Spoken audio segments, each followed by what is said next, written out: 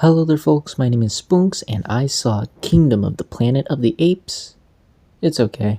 Now, I had a lot of high expectations for this movie. I am a big fan of the previous trilogy of Planet of the Apes films. I think they're damn near flawless. I love those movies. They are some of the best films I think we've gotten in the past decade or so.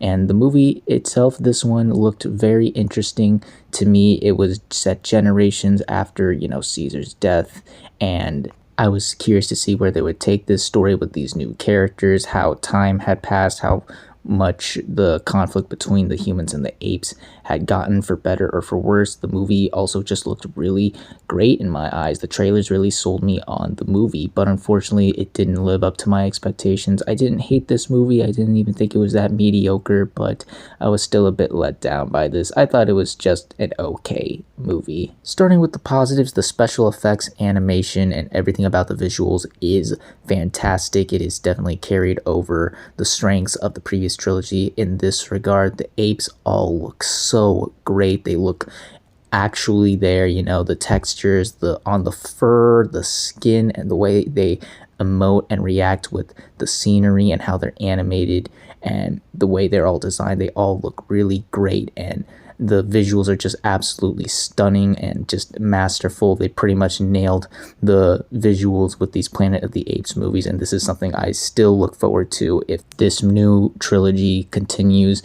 I also thought the film really started off very strong. I loved how it set up Noah's journey and the way it sets things up, the central conflict with the film. I was very invested with that, just seeing this ape trying to find his tribe after events leave him separated from it, and the conflict between the humans and the apes during the first half of the film. The way it starts this off, I felt was really interesting and captivating. I think it really sets up the tone and the adventure very well and really caught my attention. The action scenes here are also really well done, as added with the strong visuals. They're really entertaining, impressive, exciting to watch, intense even at times, especially during the final battle near the end of the movie. It was all really well done, really intense, as I said earlier, and just really well put together, well animated. And I even liked some of the characters here. The standouts for me were Raka, one of the first few apes Noah meets on his journey. He was very funny, but also very wise, and I liked his knowledge, hearing more about his knowledge on Caesar and what happened in the last trilogy of movies. I wish he was in the movie more, as I felt like he brought a lot of energy and a lot more to the story and to this movie in general. I wish he had more screen time. And the other standout for the film was Proximus, the villain, played by Kevin Durand, who was just in Abigail recently, and you can tell he's having a ton of fun. He brought a lot of energy, a lot of humor, and like I said, fun to the character. He was a really entertaining antagonist, and like Raka, I wish he was in the movie more. And I like how the character of Noah started. I feel like his journey and the way they set up his arc was very strong. As it goes on, I started to lose interest in him. We'll get into that a bit later. But as he wasn't unlikable or anything. He certainly was no Caesar, but the way they started him off, I felt was very compelling. But unfortunately, I do have some issues that hold it back from not only reaching the heights of the previous trilogy, but even I think its fullest potential. Like I said before, the movie starts strong. It starts great even. I was fully immersed and invested with what was going on, and I was like, all right, this is off to a good start. It's not one of the best of the franchise, but I think we have a hit on our hands. But as the movie went on and we got to the second half of the film, I think it just lost its way. I just don't think they really knew how to what conflict they wanted to focus on a bit in regards to the humans and the apes, or apes fighting against apes, or even apes hunting humans. It all just felt like they had so many ideas and conflicts that they wanted to focus on, and they're all pretty interesting conflicts to have for this type of movie, but it just didn't feel like they could decide on which one to be the center focus, and that just caused the film to be rather unfocused in my opinion, and I just feel like the writing was weaker in the second half than the first half. I just felt like we were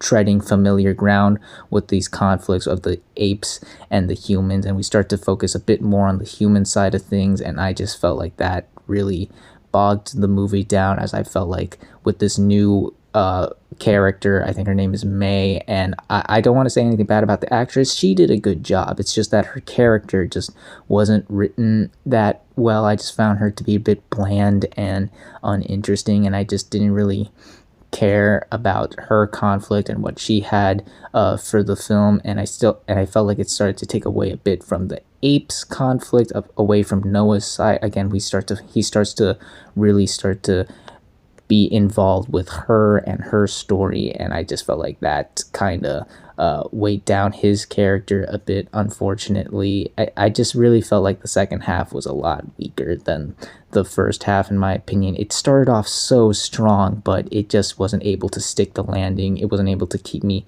interested for the rest of the movie, if you know what I mean. It's also one of those movies where literally everyone else is interesting and you want to learn more about them, but it's focusing on the two weakest characters. I just didn't really care for the leads. You already know my issues with May and Noah, but I really felt like a lot of the secondary cast, again, Raka and Proximus, and even like Noah's friends and his mom, were far more interesting to learn about and explore than the leads, but they just don't get a lot of screen time. You probably remember me saying I wish the two standouts of the movie had more screen time, and I do, because they're not in the movie that much. You don't even get to really see and explore the kingdom in the Kingdom of the Planet of the Apes for that much of the movie, unfortunately. And the last issue I have with this movie is that I do think the ending was a bit anticlimactic. There's a final battle, and I thought that was good, but it did feel a bit rushed, in my opinion. I feel like they could have added a bit more stakes, a bit more weight to the climax to really make it feel like, yes, this is the end game. But as it was concluding, I was like, oh, we're ending the movie. That was quick.